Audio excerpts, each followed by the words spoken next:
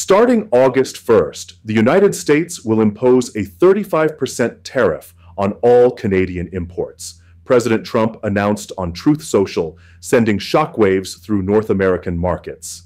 Hours later, Canadian Prime Minister Mark Carney fired back, slapping a retaliatory 50% tariff on $22 billion worth of U.S. goods, signaling a full-scale trade war. Aluminum prices spiked, supply chains fractured, automakers scrambled. For decades, the U.S. and Canada had operated as economic twins, different but inseparable. Now, tit-for-tat policies are driving a wedge where cooperation once ruled. As neighbors brace for economic upheaval, one question hangs in the air. When the world's closest trading partners turn rivals, who really pays the price? For decades, the economic partnership between the United States and Canada wasn't just resilient, it was revered, as the world's longest, undefended border flourished into the world's second-largest trading relationship. More than $2 billion in goods and services crossed daily. Integrated supply chains powered everything from Ontario's auto plants to Michigan's steel mills. Under NAFTA and later the USMCA, the two countries weren't just trading partners. They were co-authors of a North American economic model built on trust, transparency, and tightly linked manufacturing ecosystems. The benefits were tangible. American consumers enjoyed stable prices thanks to Canadian aluminum and steel. Canadian farmers thrived by supplying food to over 330 million Americans. And in times of crisis, whether financial or viral, the two nations stood in economic lockstep. But beneath the surface, cracks began to form. The first tremors arrived during the Trump administration's first term, when tariffs on Canadian steel and aluminum sparked diplomatic outrage in Ottawa. Though resolved temporarily, the scars lingered. Then came COVID-19, disrupting labor forces, inflating prices, and exposing the fragility of just-in-time logistics. By 2024, global instability, rising inflation, and political polarization reignited nationalist sentiments.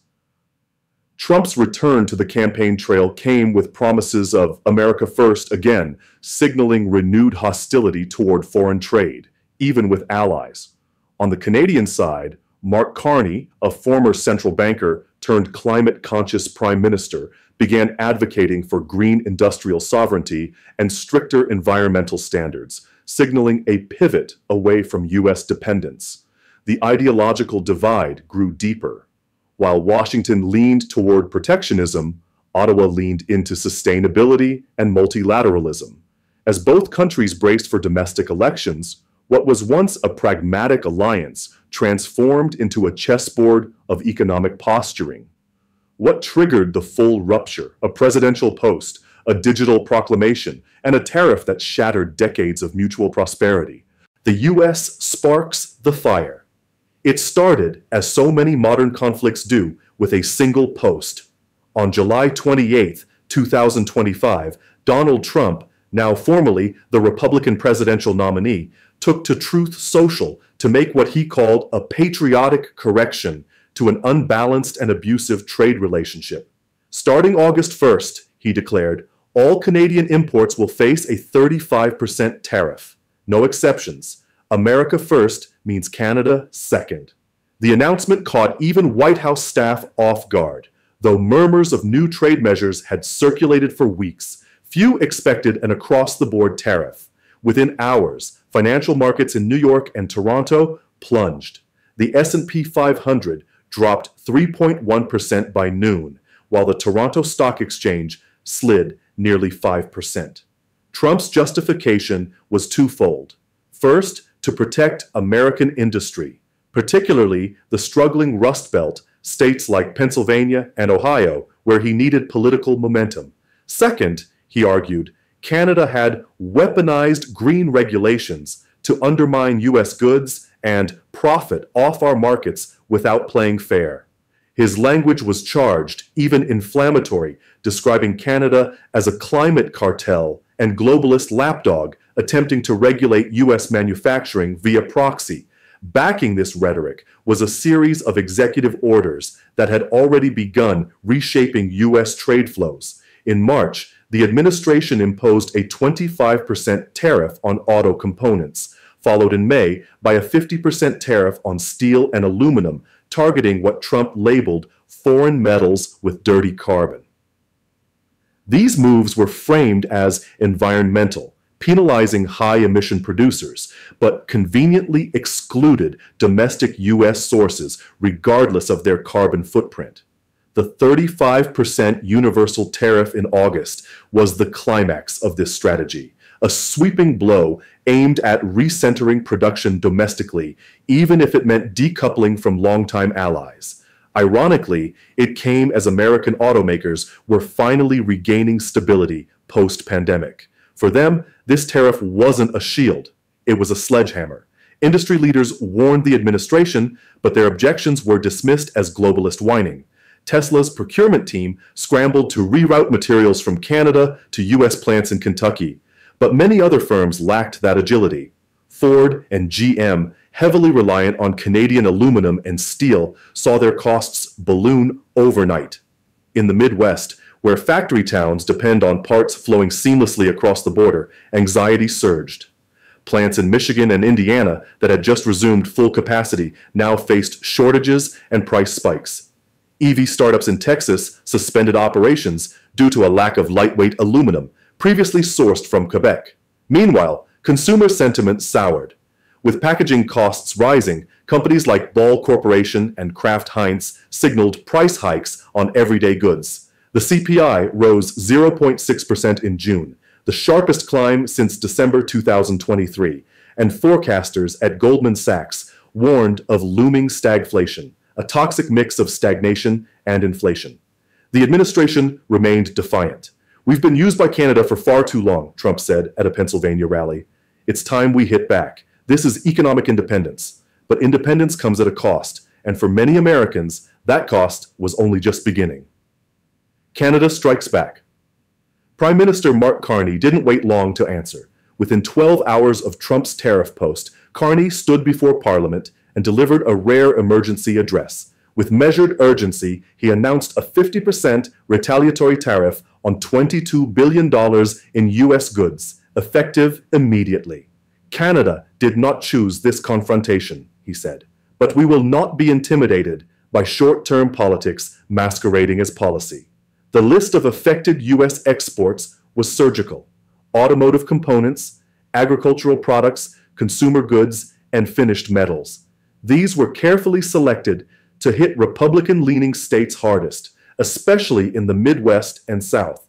Carney's message was clear: if the U.S. wanted a trade war, it would have to fight it with real consequences. Beyond tariffs, Canada played a second, more strategic card: carbon transparency regulations. Under the new Clean Supply Act, any metal entering the Canadian market had to meet strict carbon disclosure and emission benchmarks. The move wasn't just retaliation, it was a policy long in development, accelerated by the crisis. That meant U.S. steel and aluminum, unless verified as low emission, could no longer enter Canada's lucrative green manufacturing zones.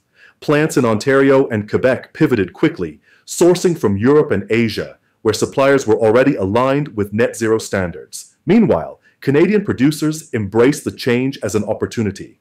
Carney doubled down, fast-tracking the $4.8 billion Canadian Green Steel Plan, which funds electric arc furnaces powered by hydroelectric energy, positioning Canada as a global leader in low-emission metal exports.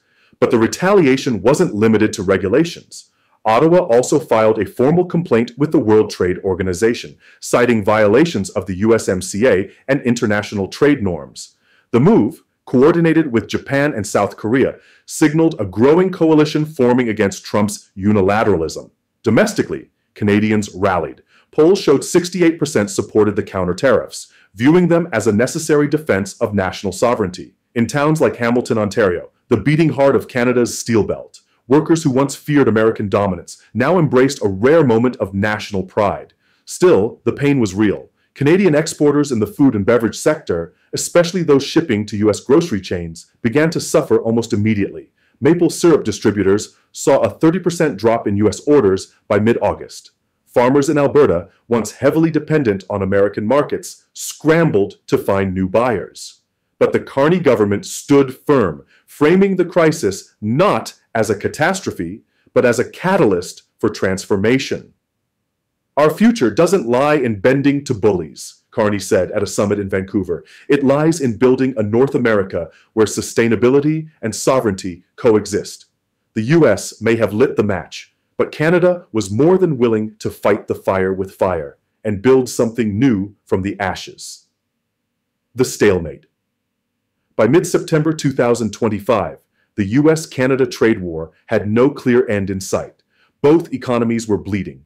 Inflation crept higher in both nations. Consumer confidence was waning. Manufacturing slowdowns threatened job losses on both sides of the border. And yet, neither Washington nor Ottawa showed any signs of backing down. For Trump, the tariffs had become a central plank of his re-election strategy.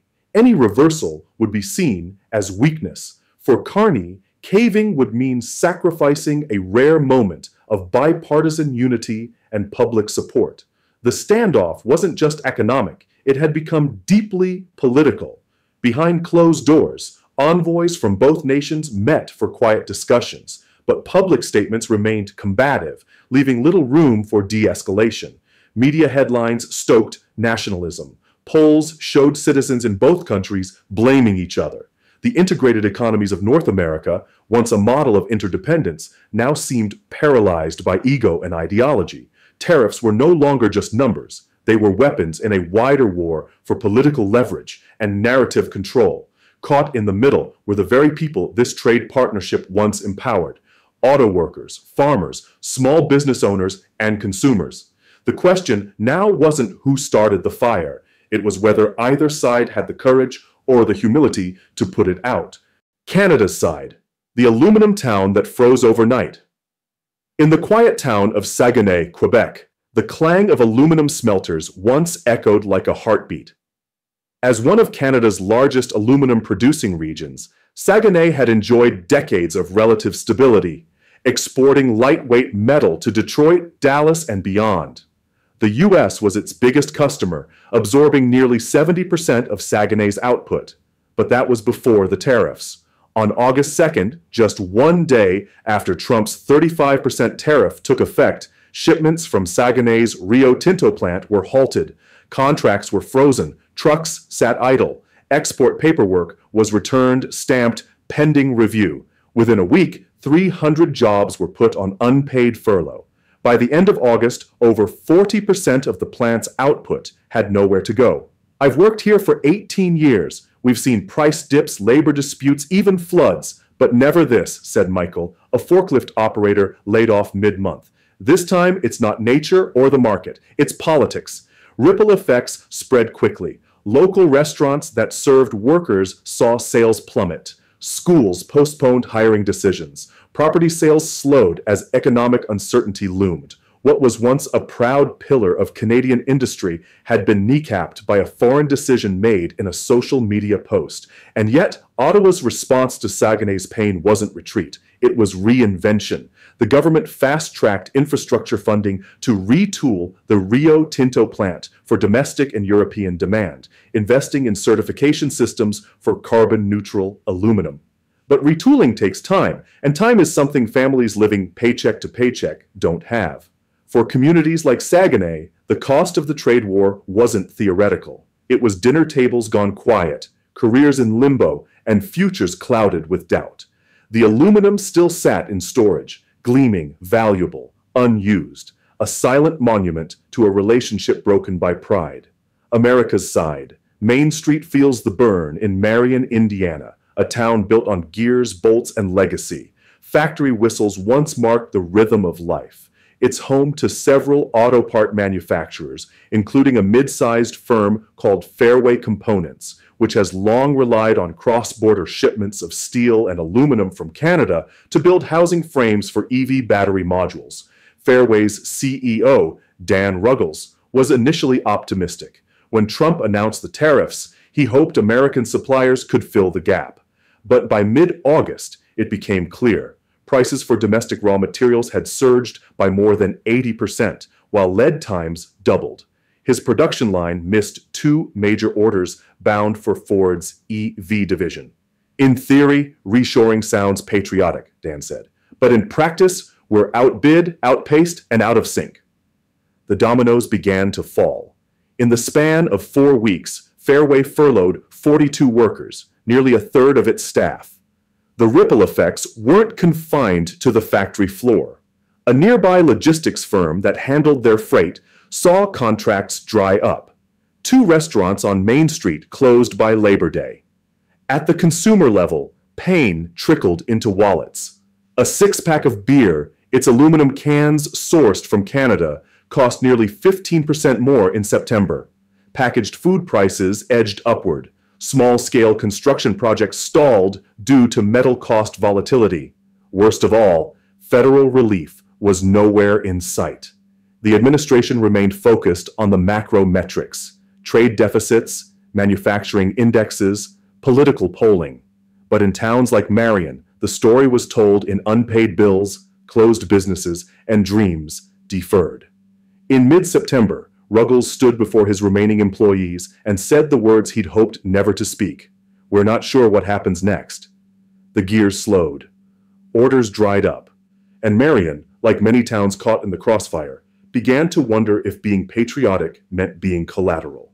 2 months into the tariff war, the numbers told one story: slowing trade, rising prices, and declining consumer confidence. But the human cost told another: fractured communities, lost jobs, and neighbors turned skeptical of once reliable allies.